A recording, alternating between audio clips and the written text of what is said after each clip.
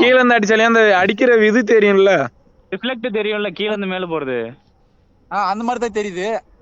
எங்க தெரியுது உனக்கு அந்த மாதிரி கீழ இருந்து மேல போறது? தெரியலையே. மறைஞ்சிச்சடே இப்ப. ஆமாடா இப்ப காணும், மேகம் அடிச்சுக்கிச்சா. டேய் முன்ன மேகத்துல இருந்தா அடிச்சிச்சு. மேகத்துலயே தெரிஞ்சுடா டார்ச் போற மாதிரி. இப்ப காணும். நீ சொன்னல நீ சொன்னல அப்படின்னா இப்ப கீழ இருந்து மேல போகுதுன்னா அது தெரியணும்ல, அது மேல ஒளிச்சு பக்கம் தெரியணும்ல.